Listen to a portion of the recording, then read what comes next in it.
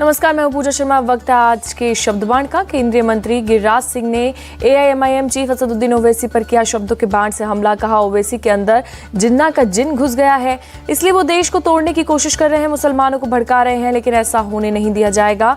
गिरिराज सिंह ने कहा कि हिंदुओं को संकल्प लेना होगा कि अब सनातन पर कोई हमला ना कर पाए, राम मंदिर पर किसी की बुरी नजर ना पड़े। मैं बार बार कहता हूं कि ये ओवैसी जिन्ना का जिन इनके अंदर प्रवेश कर गया, फिर भारत को ये तोड़ना चाहते हैं और युवाओं को भड़का रहे हैं। प्रभु श्री राम का ही डीएनए पूरे देश में है, हिंदू और मुसलमान दोनों का एक ही है। हम लोग सब प्रभु श्री राम के संतान हैं। हजारों साल सनातन हिंदू धर्म को सताया गया, कभी गजनी के रूप में, कभी लोदी के रूप में, कभी बाबर के रूप में, मुगल आक्रांताओं के द्वारा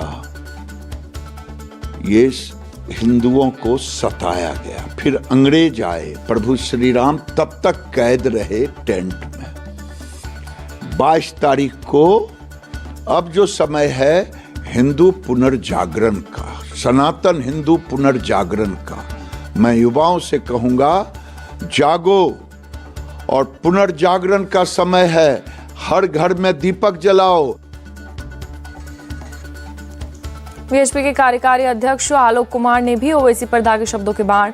कहा कि ये बात सबको मालूम है कि राम मंदिर सुप्रीम कोर्ट के फैसले के बाद कोर्ट के आदेश पर बन रहा है, लेकिन ओवैसी बेवजह विरोध कर रहे हैं, मुसलमानों को गलत मैसेज देने की कोशिश कर रहे हैं। लेकिन उनकी परेशानी ये है कि मुसलमान उनकी बात को तवज्जो नहीं देते। मैं समझता हूं कि इस समय विपक्ष के कुछ लोगों में अनर्गल बात कहने की होड़ मची है। हम सबको मालूम है कि अयोध्या का मंदिर सुप्रीम कोर्ट के आदेश से केंद्र सरकार ने जो ट्रस्ट बनाया, उस ट्रस्ट के द्वारा बनाया गया है। उसमें बीजेपी का कोई नेता शामिल नहीं है। ओवैसी का यह बयान दुर्भाग्यपूर्ण है। वो सांसद हैं, उन्होंने संविधान के प्रति निष्ठा की शपथ ली है। सुप्रीम कोर्ट के 5 न्यायाधीशों ने सर्वसम्मति से निर्णय दिया कि ये राम जन्मभूमि है, तो इसका विरोध करना, वहां पर मस्जिद की पुनर्स्थापना की बात करना, ये तो पूरे देश का, देश की संवैधानिक व्यवस्था का, उसके इंस्टीट्यूशंस का अपमान करना है। पर मुझे एक बात का संतोष है, ओवैसी की बात मीडिया में खूब आती है, पर मुसलमान सुनते नहीं है।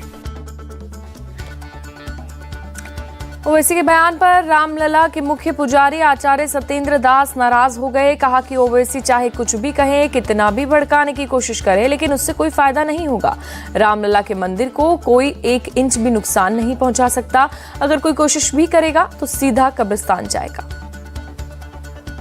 इतिहास को देखें, पहले उन्होंने मंदिर को तोड़ के बनाया था। आप उनके शासन था मुगलों का, अब मुगलों का शासन नहीं है, और कि अब इसमें किसी प्रकार की क्षत पहुंचा सकते हैं। जो क्षत पहुंचाया जाएगा वो सीधा जाएगा कब्रिस्तान में। इसलिए ऐसा सोचना भी गलत है।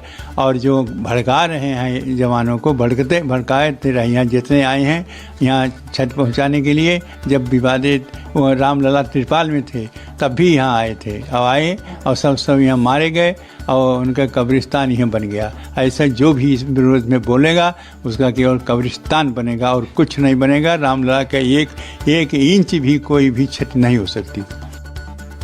असदुद्दीन ओवैसी के भड़काऊ बोल पर अब बीजेपी पूरी तरीके से हमलावर हो गई है। मनोज तिवारी ने कहा, ओवैसी मुस्लिम युवाओं को रेडिकलाइज कर रहे हैं। ओवैसी का बयान सुप्रीम कोर्ट के आदेश की अवहेलना है।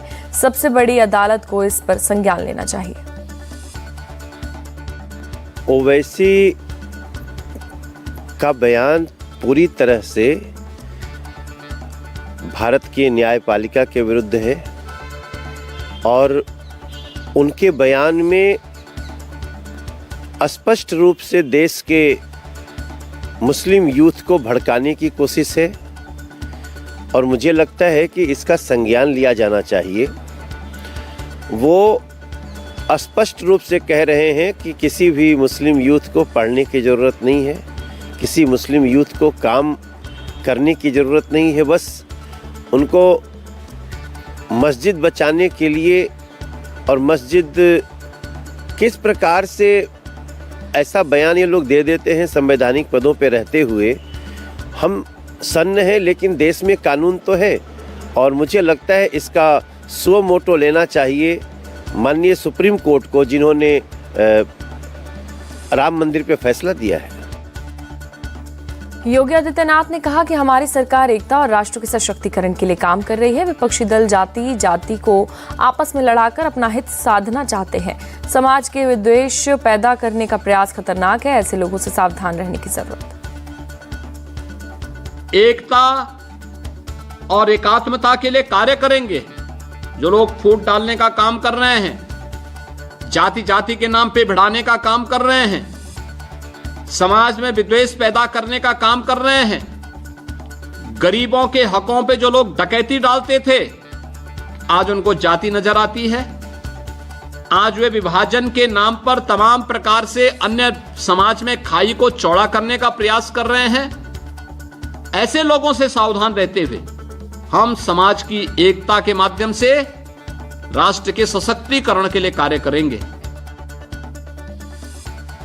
अखिलेश यादव ने कहा कि भगवान जिसे बुलाएंगे वो जाएगा। भगवान के कार्यक्रम में बीजेपी हस्तक्षेप ना करे। अखिलेश ने कहा कि मुख्यमंत्री भगवान से बड़े नहीं हो सकते। ऐसा लगता है जैसे कार्यक्रम का न्योता बीजेपी भिजवा रही है। ये भगवान का कार्यक्रम है और भगवान से बड़े मुख्यमंत्री नहीं हो सकते। भगवान से बड़े कोई भी नहीं हो सकता, हम भी नहीं, आप भी नहीं, ना मुख्यमंत्री जी। और भगवान जिसको बुलाएंगे वो अपने आप दौड़ा चला जाएगा। और ये भी सही है कि भगवान किसको कब बुला ले ये भी किसी को नहीं पता। इतना करीब भगवान के हैं वो लोग, तो क्या उन्हें तारीख पता है? और अगर ये बातें मुख्यमंत्री जी कह रहे हैं तो इसका मतलब ये साबित कर रहे हैं कि भारतीय जनता पार्टी सूची बना रही है कौन अतिथि होगा, कौन आएगा, कौन नहीं आएगा। ये भगवान का कार्यक्रम है, भगवान श्री राम का कार्यक्रम है। उसमें इन लोगों को ज़्यादा हस्तक्षेप नहीं करना चाहिए। भगवान जिसको बुलाएंगे वो जाएंगे। भगवान बुलाएंगे तो जाएंगे, और भगवान जब तुम्हारा बुलावा बुला लेंगे तब तुम क्या रुक पाओगे?